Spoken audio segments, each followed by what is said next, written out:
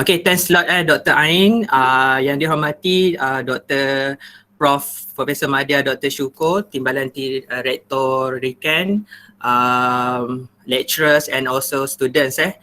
So before I go my presentation, this is my profile. My name is Fazli Ambi Muhammad. I'm a senior lecturer and also staff college resident ataupun kita panggil SRK Cengal 5 at UiTM Perlis. I'm from Department of Science Geometric, FSPO. So sebelum ni adalah pengalaman sedikit more reviewer of the journal. Contohnya Journal of the Coastal Research, Geographia Malaysian Journal of the Society, Space and also Journal Kejuruteraan UKM, Journal of the Engineering. Ni some pengalaman lah sedikit apa yang saya pernah lalui sebelum ni. So this is contents of my presentation consists of the four. Number one, types of the writings. Saya tahu some of the people yang masuk join ni ramai kan dalam ni. So akan nak tahulah what is a writings. Number two, publication trends among Malaysia University. Number three, purpose of the Malaysia academic writing. And number four is very important, iaitu strategy to publish. Okay. So let's we go number one. Kalau kita tengok, can you see the picture this one? Saya letak buku iaitu daripada Adam Core. Dia ada tulis buku dia dan dia adalah salah satu buku yang best seller. Dia ada tulis I am gifted. So are you, dia tanya. So this is a question very important. Kan bila kita nak menulis, ada orang dia menulis sebab dia ada gifted, bakat. Ada orang dia tak ada bakat tapi dia start daripada bawah. Dia belajar. And then kemudian barulah dapat bakat. That's why lah cuba tengok statement yang saya tulis tu. Cintaku bukan di atas kertas. Ini kan lagu Siti Nurhaliza kan. Cintaku bukan di atas kertas. Benda ni kan signifikan pada diri kita kan. Benda ni maksud dia niat kita tu nak menulis. Ada orang dia memang tak suka nak menulis tapi dia boleh diajar. That's why my question is, are you gifted ataupun kamu ni berbakat atau tidak dalam menulis? Kalau berbakat, you can see this one, picture this one. Saya ada letak pictures ni. Yang sebelah saya ni kan baju warna merah ni adalah seorang kandidat budak diploma lah daripada UiTM Perlis. Dia telah menulis buku iaitu Equations pada diploma. Pada waktu dia degree, dia telah menulis satu buku iaitu nama dia Memory. Inilah satu gifted kita panggil. Salah satu kita panggil kita panggil ni bakat yang semua orang ada lah. Tapi kita tak tahu macam mana nak ni.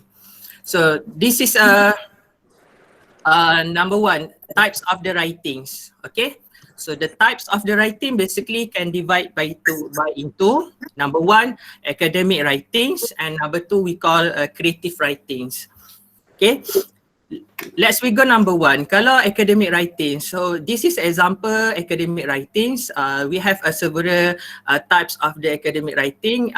For example, kita ada thesis, kita ada book, kita ada journal artikel, kita ada newspaper, kita ada project report dan sebagainya.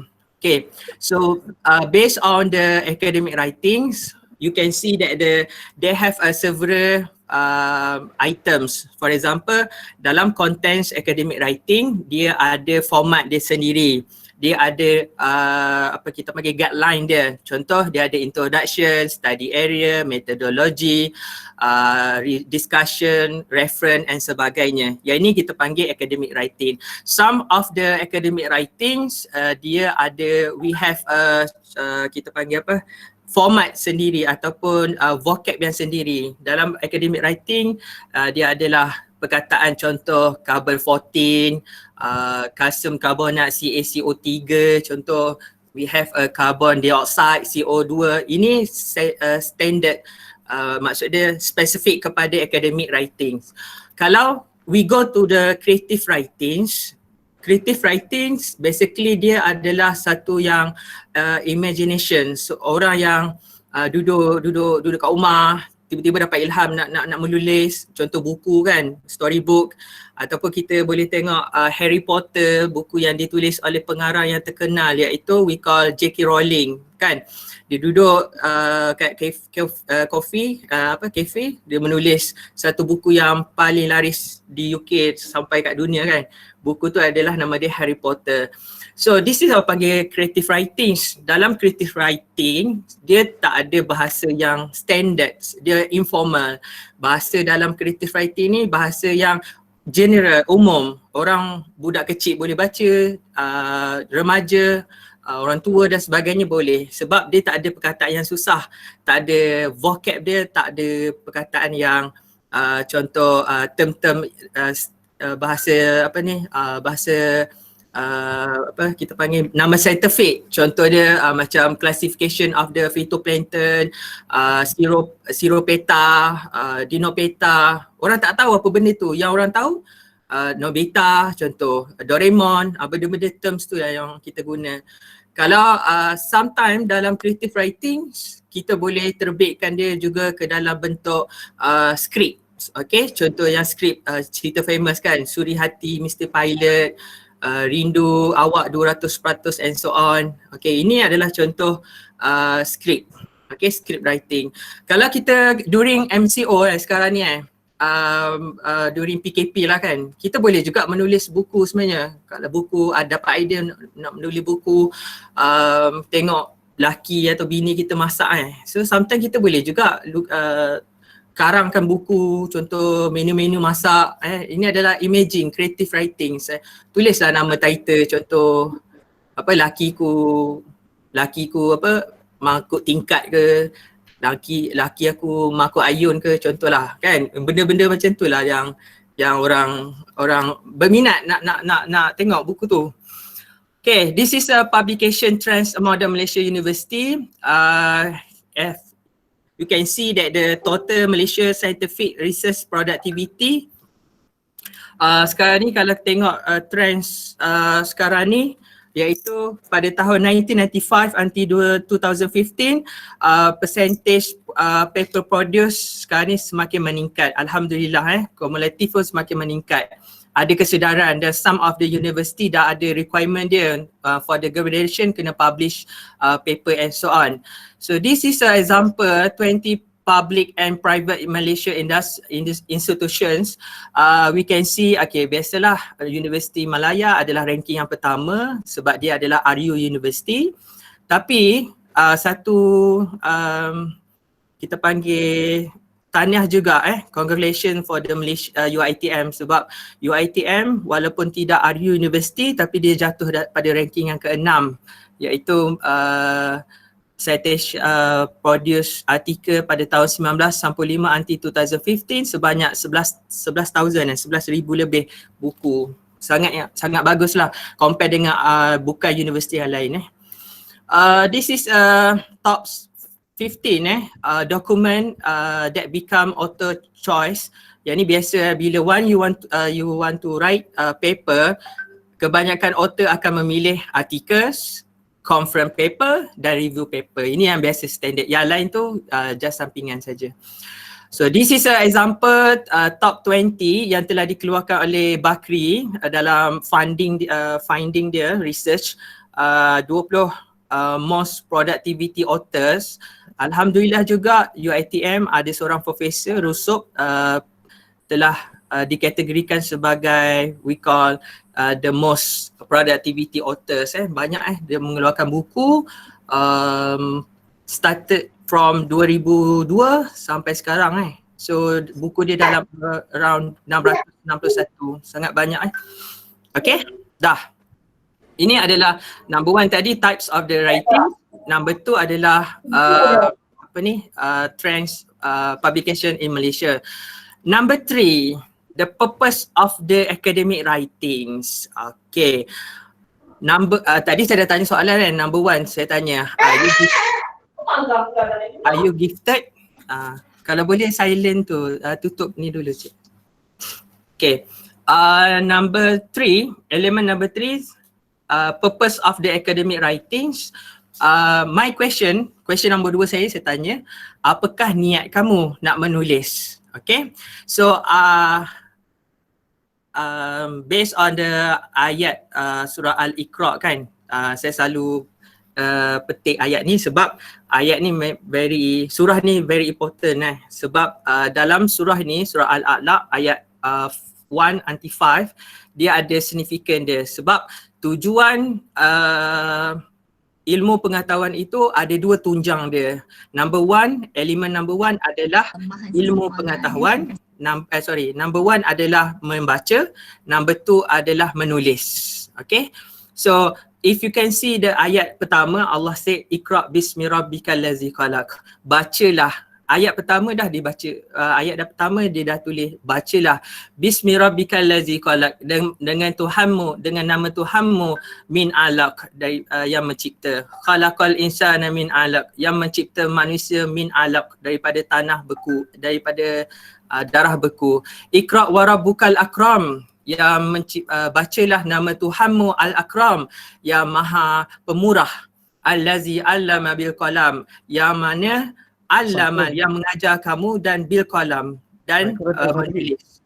Ya. Boleh share semula tak slide? Sekarang tak nampak slide lah. Tak nampak slide.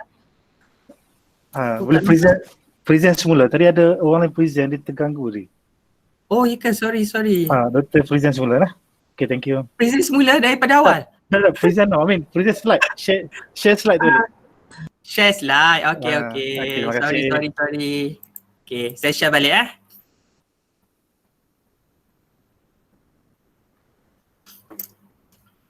Boleh? Dah? Adakah kat sini? Kat sini ke? Dr. Tajo kat mana? Dr. Tajo? Okey, dah nampak slide. Saya rasa semua dah nampak dah. Dah boleh continue. Terima kasih. Daripada mana Dr. Tajo? Kat sini ke kat mana? Tadi tak nampak. Yang ni ke ayat aku tadi. Dr. Fazli boleh baca balik ke ayat aku? Allah, baca balik. Tak, maksud saya okey dah ni. Dekat sini lah. Okay, terima kasih. Tak apa. This is saya nak cakap kat sini adalah the tunjang ataupun mekanisme penting dalam penulisan adalah ada 2 elemen, iaitu menulis dan membaca. Sebab itulah dalam surah Al-A'la ayat 1 hingga 5, elemen-elemen ni Allah telah Allah telah ajar, iaitu the prophet Nabi Muhammad sallallahu alaihi wasallam daripada malaikat Jibril. Malaikat Jibril kata Iqra, bacalah.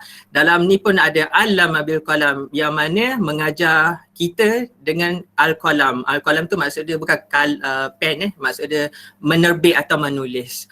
Allamal insana ma lam ya'lam, daripada manusia yang tidak mengetahui apa-apa. Sebab itulah kalau kita saya ambil kata-kata Sayyidina Umar Al-Khattab, dia kata ilmu ini ada 3 tahap. Jika seorang itu memasuki tahap pertama, dia akan berasa sombong. Itu biasa kan. Once you entering the university, sambung pelajar PhD whatever lah kan, kita akan rasa megah. Wow, I have a PhD. Tak ada lagi, PhD tak ada lagi, cuma dah bermegah sebab ada offer letter and so on. Bila masuk ke tahap kedua, kita akan berasa tawaduk ataupun rendah hati sebab dah banyak baca-baca and so on, banyak tahu method semua. Lepas tu masa tu dah tak tahu dah apa benda ni nak buat ni. Tahap ketiga normally student lah, biasa samalah saya, kita akan rasa tidak ada apa-apa. Once you study, lagi banyak you study, lagi banyak you tak tahu apa-apa. So jangan belagak sebab ilmu ini datang daripada Allah Subhanahu Wa Taala. So number 1, the purpose kita nak publish, the purpose kita menulis adalah adakah to be recognized? Adakah kita nak dikenali? For example, the 3 professor in the world most influential scientific minds list kan. Yang ini adalah salah satu 3 professor kat Malaysia yang terpengaruh. Okay, daripada Universiti Malaya, USM dan Universiti Kebangsaan Malaysia. Ini adalah juga tokoh-tokoh lah yang korang biasa tengok dalam Facebook. You can see Dr. Haji Abdul Rahim, lecturer daripada Melaka, very famous dalam Facebook kan. This is anugerah ahli akademik harapan. Benda-benda ni, adakah you want to be recognized? Itu tanya pada diri sendirilah. Okay. Number 2, is about adakah requirement for the graduations. Ini biasa lumrah bila kita nak menulis, salah satu dia adalah kita panggil requirement for the graduation. For example, untuk PhD UKM, at least dia kena ada 2 paper berindeks ISI ataupun Scopus. Kalau postdoc pula syarat dia mestilah 5 paper WOS ataupun 2 paper kontai Q1 setiap tahun. Ini syarat-syarat yang ditetapkan oleh universiti. Adakah kat UTM at least ada 1 paper berwasit? Nanti saya explain what is a berwasit dan berindeks. Kat UM pula divide by into 2, sama ada science social atau science. Kalau siapa bidang science at least kena 2 paper ISI. Kalau science social at least 1 paper. So this is a requirement for the graduation for the candidate PhD or master lah. Okay.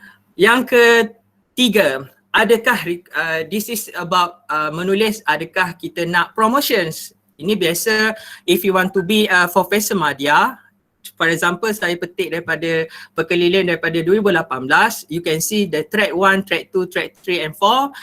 Most of them biasanya dia akan tulis at least ada publication, at least 4, 10 and so on. Kalau di UTM at least publication mestilah at least 15 untuk menjadi profesor madya, at least 15 ataupun 5 paper WOS. Okay. Number 4, when you writing, you have writings, adakah kamu nak dapat reward, nak dapatkan duit? Ini adalah contoh inisiatif yang di university, based on the university. Sometimes if you produce Q1 or paper Scopus, you can get initiative, contoh paper Q1 5,000, 2,000 and so on. It's based on the university lah yang bagi inisiatif. Okay, that's why lah saya say perkara pertama, niat kita, apa tujuan nak publish ni. Okay. Number 4, element number 4, strategy to publish. This is very important. So most of yang masuk dalam group datang dengan taklimat ni, inilah paling penting tajuk dia, iaitu strategy to publish. Basically, strategy untuk publish, you can see that the 2 types paper, sama ada paper journal ataupun paper conference. Okay, tahap difficulty dia tu daripada bawah, biasanya book chapter, conference paper, naik sampailah index journal. Dan biasanya coverage kalau paper yang dalam kat Google Scholar itu banyak biasa kan. Tapi once you want to refer paper Q1 and so on, coverage dia very susah sikit sebab dia restricted kan. Kalau quality biasa normally lah paper Q1 atau Scopus and so on tu very high quality dia. So most of the research university at least paper student mestilah publish at least paper Scopus ataupun WOS. Okay. So this is a index journal. Index journal index journal ni, if you can see ataupun read, baca buku Profesor Dr. Zaini Ujang daripada Universiti UTM, dia ada say, apakah index? Journal index. Journal index tu adalah journal yang mengalami proses, kita panggil proses pembacaan dan pengkritikan. Maksudnya ada orang review paper kita, dan dia mengkritik paper tu daripada community, some community. Itulah nama dia index journal. You can see that this one dalam circle tu saya ada tunjuk kan, circle besar dengan circle kecil. Kalau circle besar tu itu contoh coverage paper yang Scopus. Dia dalam around 24,000 lah contoh dan dia ada contoh 5,000 at least, dalam sekurang-kurangnya 5,000 publisher. Publisher ni orang agent yang publish paper tu. Kalau WOS pula, paper yang ber-high Q1, Q2 tu, itu nama dia Web of the Science. So basically dalam 12,000 and so on macam tu publisher. Okay. Lagi, you can see that the coverage paper WOS tu lagi susah lah sebab paper tu high quality. So this is types of the journal. Ini ada contoh dalam bentuk hard copy. So you can see that the nama-nama journal yang dipublishkan tu lah. Okay. Publisher tu adalah nama agent yang publish paper tu. For example, Elsevier, Springer, Nature, Emerald and so on. Ini adalah for example orang yang menerbitkan paper tu. Once you finish your writings, you dah siap kita panggil apa, comment, reviewer and so on, you nak pihak agent yang akan publishkan paper ni. Contoh di Ocean and Coastal Management and so on. Okay. So if you want to find the paper Scopus, you can go to the Scopus www.scopus.com. You can go check paper tu, nama paper tu label Scopus ke, label apa ke, publisher dia siapa, ISBN dia apa, berapa kontai dia, korang boleh baca kat situ. Pergi je www.scopus.com. This is WOS. Ini paper, kalau you want to see paper tu adalah paper WOS, you pergi je Web of the Knowledge ataupun Web of the Science, you can see senarai nama paper-paper yang berstatus WOS. Ini biasa. Tapi kalau nak senang lagi, you can go to the librarian ataupun pergi ke Google je, type list of the index journal. Kalau UKM dia ada dah keluar dah Web of the WOS, Scopus Index, ERA dan sebagainya. Tapi kalau pergi ke, you go to the PITA, UiTM punya library, dia pun ada dah, dia dah sorting dah kalau paper yang Google Scholar kat mana, paper WS kat mana. You can go je, site je. Ya, ini ada ini paper we call Emerging Sources Citation Index ataupun ESCI, yang mana Kementerian Pendidikan Tinggi telah mengeluarkan satu list paper yang berstatus paper Malaysia yang berindeks Scopus, WOS ataupun ERA. Type je, nanti dia keluar, dia akan keluar macam ni lah. Saya rasa dalam 136 paper Malaysia yang berstatus WS, ERA dengan Scopus. Okay. So this is a article. Artikel tu maksud dia apa yang kita menulis. So artikel can divide by two, sama ada conference ataupun journal. Kalau we go number one, first conference paper. Conference paper biasanya paper yang dalam 5 until 10 pages saja. Tidak banyak 5 atau 10 paper saja. At least 3 figures dan 15 references. Okay. So dalam conference paper can divide by into, sama ada berindeks ataupun conference berindeks ataupun kita panggil proceeding. Ada juga proceeding paper, conference paper, dia akan pergi ke publish, dia publish ke journal. Itu ada biasa bila dah present, lepas tu lama dia dah review, dia akan kata selected paper will be published in the journal. Itu kita kena tengok iklan dalam conference yang dia promote kat kita tu lah.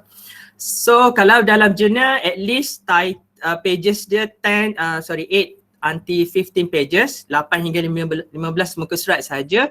Figure dia at least dalam 5 figure dan 25 reference. So dia still ada non-index dengan index journal.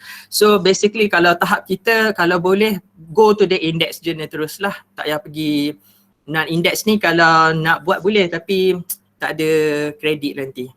So this is a conference website. Maksud dia kalau nak tahu website conference dalam dunia dekat Malaysia, bukan Malaysia je, maksud dia satu dunia, you can go to the conference alerts. Kat sini you just type je conference paper kita panggil relate dengan bidang kita, kat mana, negara mana akan buat. So you can go conference alerts kat sini. Okay, so this is a situations conference ni lah, kita panggil conference situation. Biasanya duduk kita present paper in front of the people kat dewan, sama ada dewan besar atau dewan kecil-kecil. So usually organised by the academic institutions. Okay, dan dia akan mengalami proses pre-review proses. Maksud dia ada orang baca dan ada orang mengkritik paper tu, dan you need to do correction and so on. Dan fees dia biasa je, normally bawah 100, bawah 1000 sebenarnya, bawah 1000 untuk Malaysia lah, tapi kalau international dalam range 250k lah. Kalau untuk conference paper biasanya dia akan organize di hotel ataupun academic institutions dan tempoh reviewing dia adalah 1 hingga 3. Ini normal normal. When you finish contoh one experiments, you want to promote ataupun nak tahu salah ke betul, better you go to the conference paper. Conference, you just present kat depan orang ramai, adalah nanti ada orang tanya, ada orang marah, ada orang bagi suggestion, itu normal. Jangan give up. Okay. So this is ini contoh lah yang saya pernah hadiri. Pengalaman pertama, kalau benefit dia sebenarnya conference paper ni dia ada, contohnya the best presenter, contoh. Okay, nak dapat pengalaman, nak tulis dalam resume, at least the best presenter, itu bagus untuk kita. Yang ni best presenter untuk conference international hari tu, pengalaman saya. Yang ni untuk colloquium, dapat apa ni, pemberat tu kan, pemberat, timbang pemberat tu. Last kali, this one adalah akademik kertas kerja terbaik. Yang ni adalah when you finish, especially PhD atau master, you nak orang tahu apa yang kamu buat, so at least pergilah conference. So kalau ada macam anugerah kertas kerja ni, maksud dia satu benefit untuk kita, at least orang menghargai kredit apa yang kita buat tu. Okay, so this is very important. Kalau nak pergi conference, you can see the iklan iklan tu. The apa benda information that you need highlight kan adalah number one, you tengok scope korang, bidang korang, contoh sains dan teknologi sama tak dengan iklan yang dikeluarkan. Contoh ni adalah UMT Tropical Ocean and Marine Science International Symposium bulan Oktober nanti. And then apa lagi information penting adalah dia akan tulis your paper, kita nampak your paper in Scopus Index Journal. Dan dia ada tulis publication selected paper will be published in Scopus. So dia akan kata, dia tak kata all the paper, dia kata selected papers. Kalau saya, ni based on my experience kan, kalau orang yang pertama nak ni, go to the conference paper dulu. Tengok cara macam mana dapat pengalaman and so on. Okay, this is an example yang saya dah kata tadi, when you present in the conference paper, contohnya yang paper Tomsi ni 2018 hari tu, dan dia akan direview, dia tak lama pun, dalam setahun jugalah kot, tapi ikut orang lah, kalau ada orang tak suka tak apa. So paper ni akan dipublish dalam Journal of the Sustainability Science and Management. Okay. So you can see review pertama Julai, review kedua Oktober, tak berapa lama, and then accept pada 2020 Januari hari itu. Okay. Ada juga sometimes proceeding paper, you go to the conference paper, tapi paper tu tak dipublish sebagai journal, dia cuma dipublish as a proceedings. So proceeding dia dalam bentuk contoh hard copy atau soft copy macam ni je lah. Okay. Ini adalah proceeding juga, tapi biasanya kalau you download paper yang ada nama Procedia ni adalah paper yang berstatus proceeding, berindex. Okay. This is an example, saya tunjuk gambar ni kan. Inilah the way sebelum paper dia accepted. So banyaklah kerenah dia yang korang kena alami. Yang penting sabar, sebab nak menulis ni memang kena ada tahap kesabaran yang tinggi, sebab banyak kerenah, reviewer, apalagi editor and so on. Okay, so you can see that this is a paper publication process. After you finish manuscript, menulis, you can go, kita akan alami proses contoh submit manuscript get review, lepas tu barulah decision sama ada rejected ataupun accept paper itu. Okay, kalau decision dia kena buat corrections, you need to revise lah, kena buat balik pembetulan, revise 1, revise 2 sehinggalah paper tu dipublish, di accept. Untuk situation sekarang ni corona convicts, you can see paper-paper yang jenis yang macam yang isu isu penting sekarang ni, tengok dia diterima receive 1 March 2020, publish 4 March, dalam 3 hari terus publish. Ini inilah rezeki paper macam ni. Ini contoh duration publish base pengalaman saya. Kita hantar September, Disember pun dah di-accept, dah di-publish. Dan ni dalam saya Malaysia ni dalam 3 bulan. Kalau jurnal kejuruteraan almost 4 months macam tu. So depends pada reviewer. Kalau reviewer baik, insya-Allah lah dapat sikit lah correction and so on. So after you dah accept paper, basically inilah situation yang kita akan alami biasanya, sama ada your paper accepted ataupun rejected. Okay. So next, this is important based on my experience Apa tips untuk orang yang pertama nak menulis ataupun nak dapat pengalaman menulis? The number one adalah my suggestion adalah writing in BM. Kalau boleh tulislah dalam BM dulu. Kalau tak erti bahasa Inggeris, tulislah dalam bahasa Inggeris, bahasa Melayu. Why? Sebab apa? Most of the journal yang telah disenaraikan oleh Kementerian Malaysia, ada journal, contoh journal kejuruteraan, dia boleh tulis dalam bahasa Melayu dan bahasa Inggeris sekali. So gunalah peluang untuk tulis dalam bahasa Melayu dulu. Sebab paper, kalau journal kejuruteraan, paper dia adalah berstatus ESCI ataupun Web of the Science. Gunalah peluang ni, tulis dalam bahasa Melayu dulu. This is number one. Number two, establish the team kalau boleh tubuhkan satu team yang useful, yang bagus. Sebab dalam team kita boleh menulis paper banyak. Contoh my friends Siti Sakinah, okay, kita akan tolong dia buat paper. Contoh bila ramai, you need to divide. Contoh saya buat introduction, Sakinah buat study area, yang ni buat metodologi, yang ni buat discussion. So lagi banyak, jangan banyak sangat, dalam 3 orang 4 orang dalam satu paper, dalam 2 weeks atau 3 minggu dah siap satu paper dah. So tubuhkan establish the teams, okay. Number 3, my suggestion adalah variety of the publications. Kalau boleh jangan fokuskan sahaja pada journal, you need to tulislah dalam contoh book chapter, ambil peluang untuk menulis dalam betul book chapter, symposium contoh, bulletin and so on, okay. Number 4, planning to publish. So basically untuk master students, you just have 2 years So plan betul-betul properly. Dalam within semester 1 until semester 2, at least you need to have a review paper ataupun conference paper at least. Dan tahun kedua biasanya publish lah untuk research paper yang kedua dan satu lagi conference paper. So dalam duration pengajian study, you dah ada 4 paper, iaitu 2 paper journal, 2 lagi paper conference paper. For the PhD, at least 3 tahun kan. So korang boleh publish 4 paper dalam within 6 semester.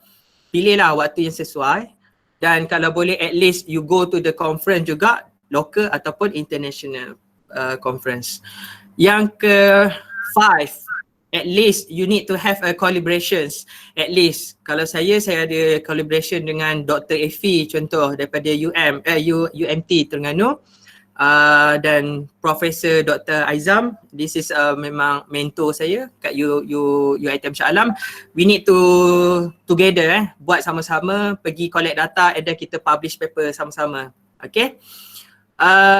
This is example juga collaboration bersama Nahrim contoh, Yani anak Benson, kita tulis buku, book chapter, sebab nama-nama ni researcher daripada luar kementerian so dia ada banyak pengalaman, so at least kita menulislah buku. Okay, so this is example daripada Nahrim. Semua ni researcher penyelidik yang banyak pengalaman untuk menulis. Kita ambil belajar ilmu daripada diorang. So this is an example teams daripada UKM, daripada Department of the Civil Structure Engineering dan also Climate Change. Dan ini adalah best kata-kata niatkan untuk esok hari ingin berkongsi dan menyebarkan kebaikan walaupun hanya satu, walau hanya kepada seorang. Jangan bimbang atau sedih bila kita dikatakan menunjuk baik. Yang penting jaga hati, bantuan Allah itu pasti. Okay, thanks a lot unit penerbitan, perundingan dan kecemerlangan bahagian penyelidikan UiTM Perlis inviting me as a speaker, dan terima kasih juga as my supervisor, co-supervisor dan Professor Dr. Roshan juga. Okay, that's all for my presentations for today. Okay, terima kasih banyak kepada Dr. Fazli Amri. Saya buka kepada sebarang soalan. Jika ada apa-apa soalan untuk tanya dengan Dr. Fazli sendiri, boleh tanyakan secara direct lah dekat sini. Okay, saya buka kepada soalan jika ada.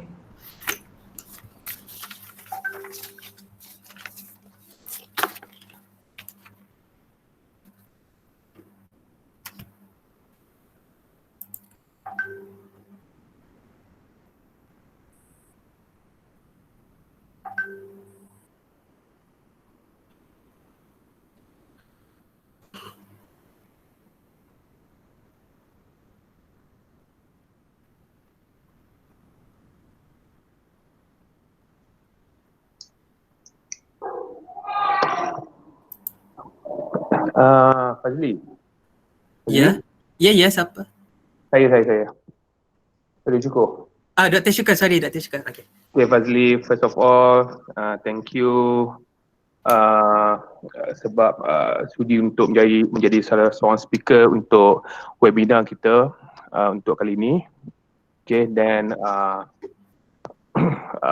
presentation Fazli memang menarik lah. Okay, dan juga begitu informatif. Okay, cuma Fazli, okay, saya nak tanya satu soalan, mungkin ada sedikit advice daripada Fazli, since Fazli, you are young researcher, you are young lecturers, new lecturers lah kan kita consider. Okay, so what is your advice untuk new lecturers, okay, untuk maintain the momentum dalam writing contohnya? Okay. Terima kasih Prof. Syukur. Question is very subjective sebab tu saya tunjuk tadi niat kita apa yang kita nak, purpose kita, tips saya dah bagi kan. Number one, untuk kebanyakan klik yang duduk dalam ni kan, publication is very important sekarang ni. Trend sekarang ni, one you entering ataupun you attending the kita panggil apa, interview, kebanyakan kalau siapa yang nak jadi lecturers ataupun researcher, questions yang selalu ditanya adalah how many paper you publish ataupun biasanya ditanya tu, dan saya pernah ditanya oleh rektor sendiri how much your high index. So benda-benda macam ni saya suggestkan kebanyakan kita perlu start daripada sekarang, iaitu kalau boleh start dengan yang benda yang remeh dulu. Tulislah macam tadi saya kata, tulis dalam bahasa Melayu dulu ke, tak ada masalah. Bahasa Inggeris kita tak reti kan, tak apa, tulislah bahasa Melayu dulu. Kita ada jurnal yang boleh tulis bahasa Melayu atau bahasa Inggeris. Gunalah peluang yang ada kat Malaysia ni untuk kita publish. Kenapa nak publish? Kita nak tahu gaya ataupun kita nak tahu orang komen punya kita panggil kajian kita. So at least kalau boleh kena ada team yang bagus, ada team at least 2 orang, 3 orang, dan momentum tu sepatutnya kalau boleh ada target dia. Sebulan nak berapa paper, ataupun 2 bulan 1 paper, ataupun you can go to the conference paper juga. Conference paper sangat bagus juga sebenarnya. Okay, itu je lah kot Dr. Syukur.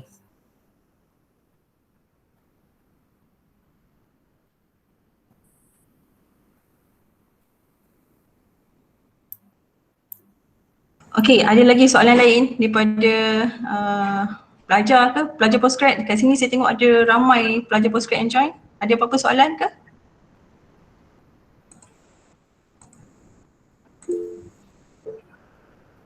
I can give some advice sekejap Dr. Ain, sekejap. Saya share Okay. sekejap. Saya go to the sekejap saya pergi ke, if you can see my slide. My slide.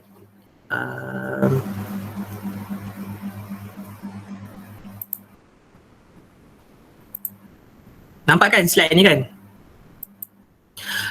Ini adalah kenapa, bukan saya nak menunjuk bukan saya nak menunjuk, number one bukan nak riak. Ini adalah satu benefit, apa ni, once you give conference paper, korang kena ada niat kenapa korang nak pergi kat situ. Nombor satu, saya kata kat dia, I want to be the best presenter. Buat yang terbaik lah.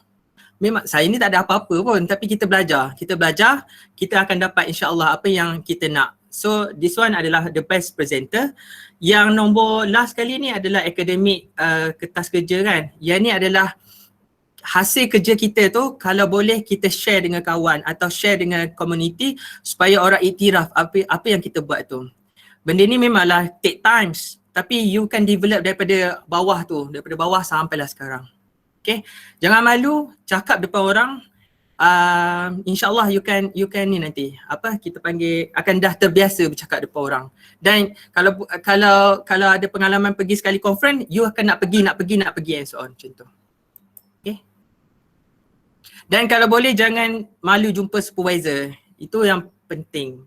Tunjukkan apa information yang korang dah buat, present kat supervisor, insyaAllah mudahlah nanti publication nanti.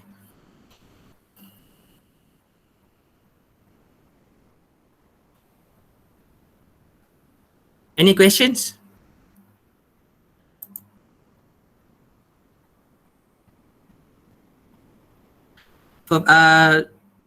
Profesor Dr. Aizam, Dr.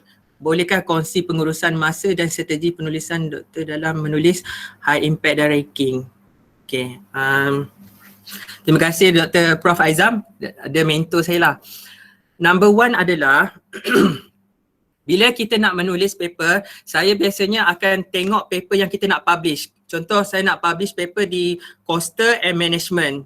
Jadi kita kena at least download 5 paper yang dalam tahun, contoh dalam tahun 2015 sampai 2020 contoh. And then daripada paper tu, kita akan tengok pattern dia, tajuk yang kita nak buat tu lah. Kita akan ambil some ideas dan kita menulis, ikut gaya dia dulu. Sebiji, copy dulu, sebiji. Lepas tu barulah kita harmonikan balik penulisan tu. And then pergi ke, kita panggil apa nama dia? Kita pergi ke, apa tu orang panggil apa tu? Yang apa dia, yang ada orang check language kita kan. Pergi ke lecturer siapa-siapa, lecturer Bell ataupun lecturer yang pandai bahasa Inggeris, kita betulkan balik manuskrip kita and then barulah kita hantar. So daripada situlah nanti insya-Allah potential nak publish paper senang nanti sebab gaya bahasa kita dah okey kat situ. Okay. Dan kalau boleh pengurusan masa, you need to have cari masa yang sesuai. Contoh waktu malam atau waktu lepas habis kerja ke kan. So ambil masa sikit baca and then tulis. Dan kalau boleh saya dapat kita panggil apa? Saya dapat tips kalau nak publish paper, nak hantar manuskrip tu untuk cepat kan. Hantarlah setiap hari Jumaat. Ini ada orang kata lah, tapi saya pernah cuba, memang insya-Allah dapat, alhamdulillah. So hantar setiap hari Jumaat, ada kot, saya pun tak tahu sebab apa kan. Jadi kita hantar hari Jumaat, insya-Allah dalam 2 minggu tu kita dapat dah komen. Kalau dapat kan, kalau dapat rejected tu, jangan takut, jangan mengeluh. Kita hantar kat tempat lain pula, macam tu.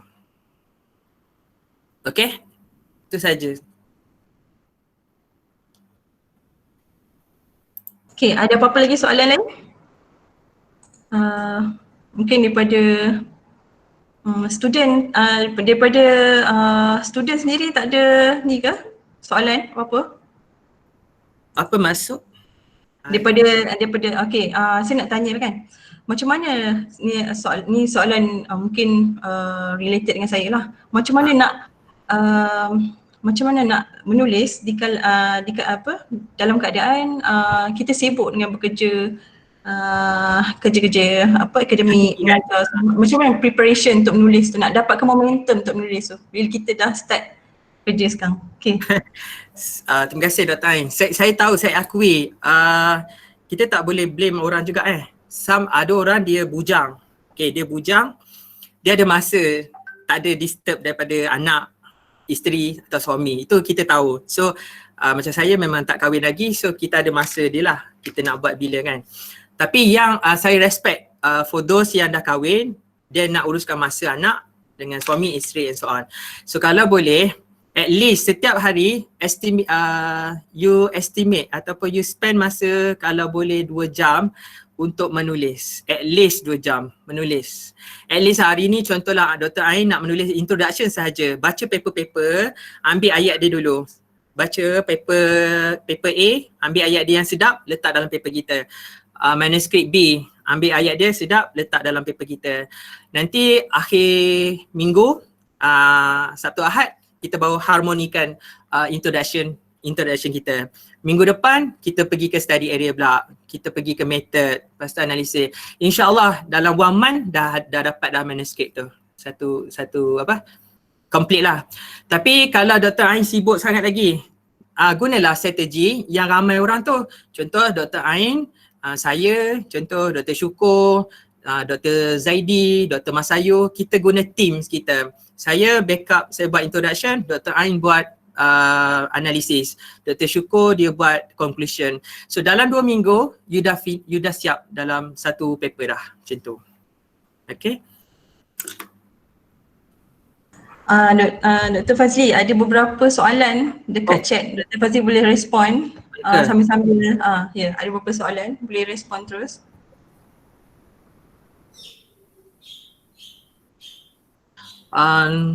Apa maksud IF?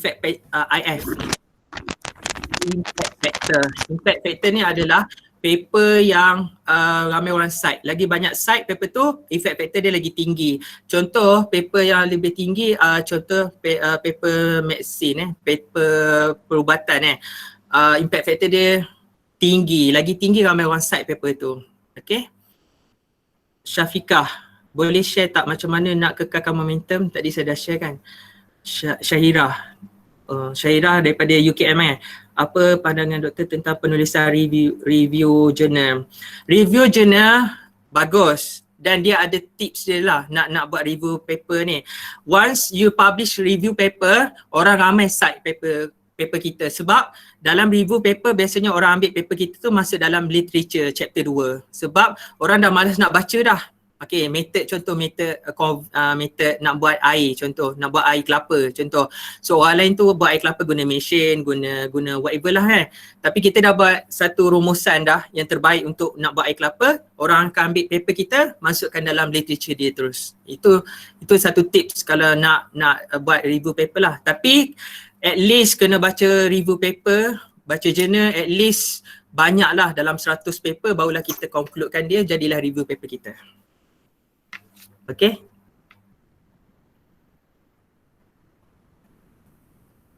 Ada lagi soalan? Any questions?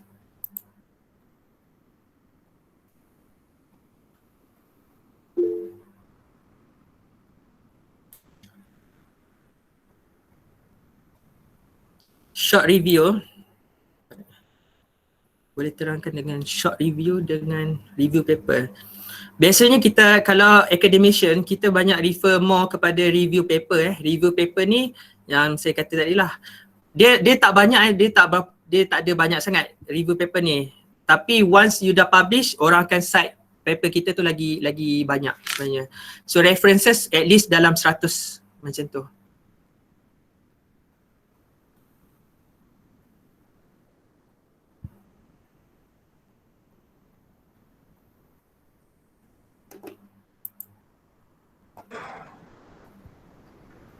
Any question? Siapa lagi nak tanya?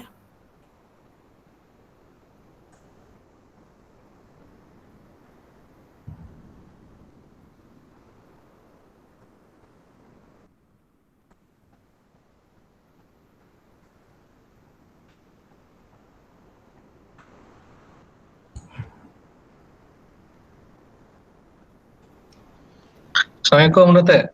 Azlan ni. Oh, okey. Azlan.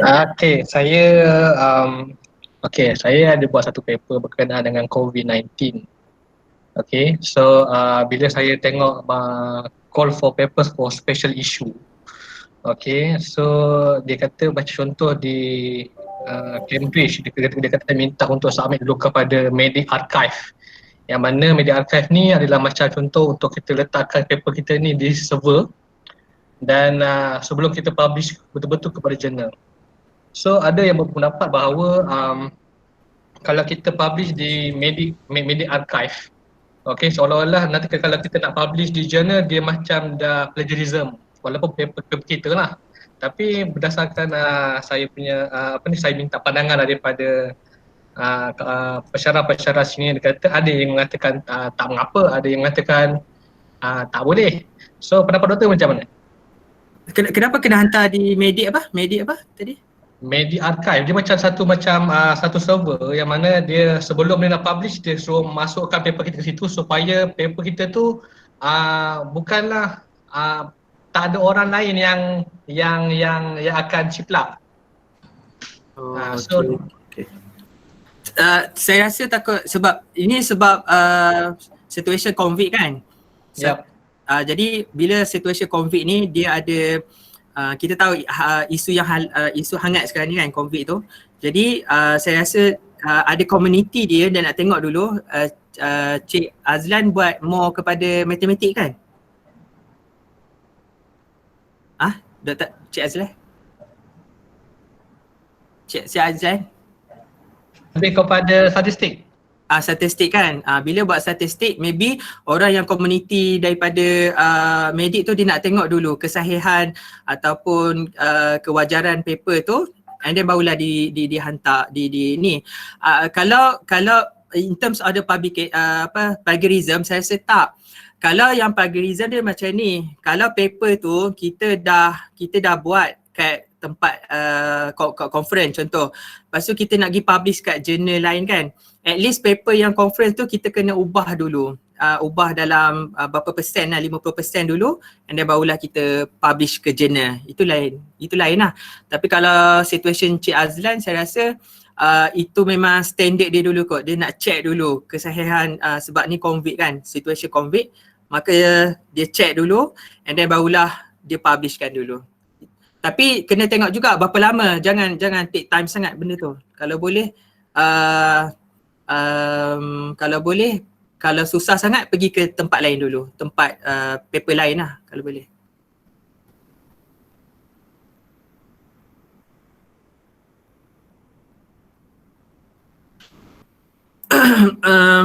Siapa ni? Okey, saya menjawab soalan berwasit. Betul, Dr. Eri kan. Berwasit tu dengan berindeks tu sebenarnya sama. Kalau tengok Prof. Dr. Zaini Ujang, dia menulis buku berindeks. Berindeks tu maksud dia berwasit. WASIT, bukan berwasiat berwasit, wasit. Berwasit tu adalah paper paper yang dibaca dan dikritik oleh komuniti tentang paper itu. Itu nama dia berindeks atau berwasit. Cik Nur Izzah, boleh share kat tips untuk student dalam menulis report final. Ini soalan yang sangat bagus lah. Ini samalah PhD student atau master student. Nombor satu, kena ada pengurusan masa yang betul. Okey. Kalau pengurusan masa yang betul, bagikan masa, assignment bila, test nak belajar bila, menulis bila. Kalau boleh spend masa setiap hari 2 jam untuk menulis kalau boleh. Waktu bila, it's up to you. Sama ada early morning ataupun waktu malam, masa orang tidur, boleh je. Apa pendapat doktor benefit kalau kita pernah publish paper sebelum further PhD? Apa pendapat doktor?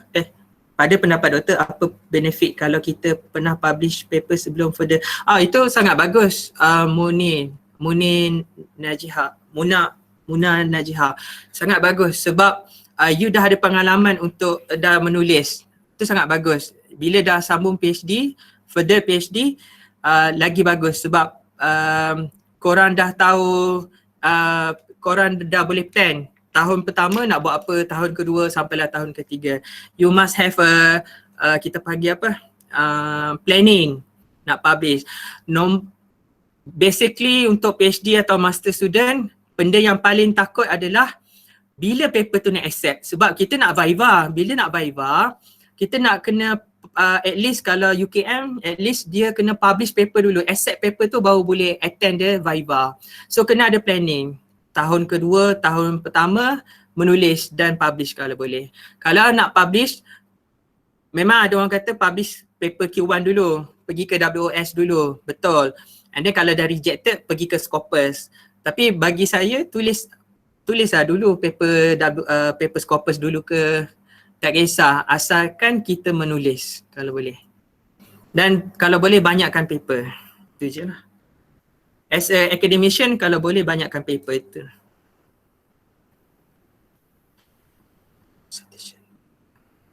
Citation.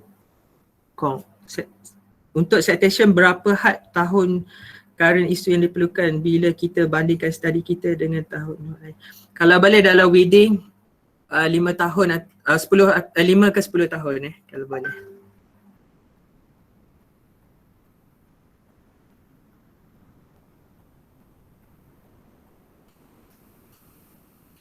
Okay, any questions? Kalau ada masalah lagi boleh Roger email atau SMS saya boleh.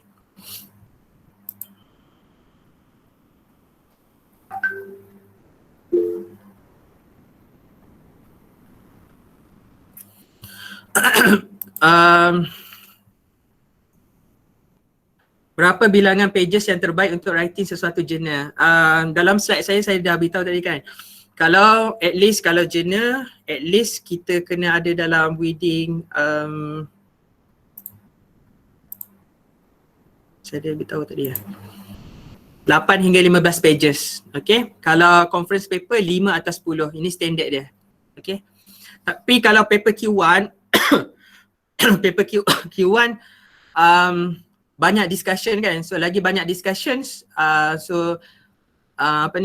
dia akan take dalam 20 pages, 25 pages. Tapi bila dia nak publish tu, dia ikut format dia kan. So pages dia berapa sangat lah.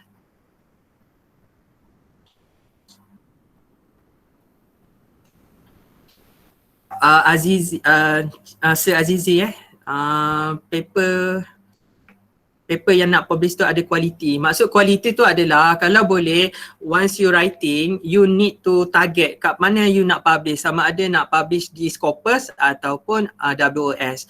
Sebab paper-paper yang WOS ni lah orang akan selalu refer WOS ataupun paper Scopus. Supervisor Dr. Kenizam, terima kasih Dr. Kerana bagaimana penyelidik muda dapat mengelakkan dari pembentangan dan penerbitan artikel dalam persidangan ataupun predatory. Predatory ni last week kalau kita dengar Dr. Ang kan, Dr. Ang dah bagi talk dan kebetulan Dr. Syukur bagi pasal predatory kan. Kalau boleh you download siapa-siapa daripada ni Google Meet ni. Kalau boleh pergi download predatory journal yang tidak diiktiraf oleh kerajaan Malaysia contoh. So kalau boleh avoidkan daripada menulis tu paper tu sebab dia tidak diiktiraf oleh universiti dan Malaysia juga.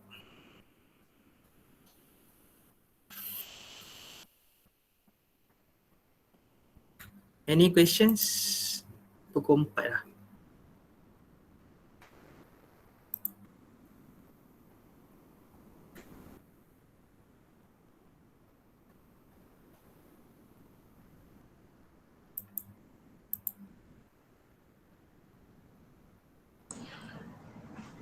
Okay, saya rasanya semua dah jelas ya dengan penjelasan Dr. Fazli. Saya rasa kalau nak PM Dr. Fazli sendiri pun boleh lepas ni.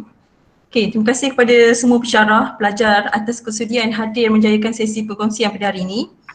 Dan sekian saja saya mewakili pelaksana program unit penerbitan, perundingan dan kecemerlangan PJI UiTM Cawangan Perlis menyusun 10 jari andai kata kekurangan dan kesilapan sepanjang ceramah ini berlangsung. Dan marilah kita sama-sama akhiri majlis ni dengan tasbih kifarah dan surah Al-As, dan sekian wabillahi taufiq wal hidayah. Wassalamualaikum warahmatullahi wabarakatuh. Terima kasih banyak buat semua dan speaker Dr. Fazli. Sama-sama Dr. Ain, Dr. Syukur, terima kasih semua.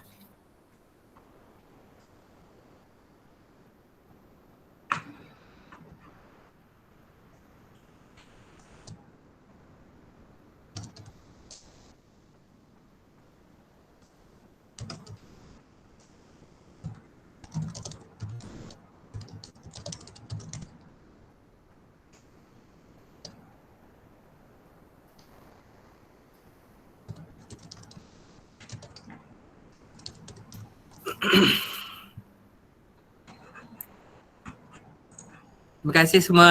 Terima kasih. Terima kasih Dr. Fazli. Terima kasih Dr.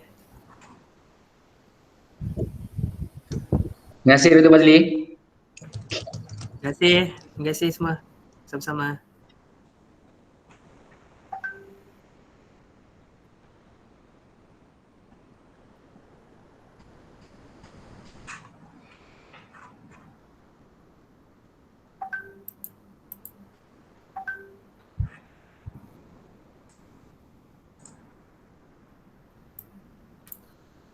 Muhammad Aiman nanti saya bagi tu pun boleh kalau nak tanya soalan kemudian.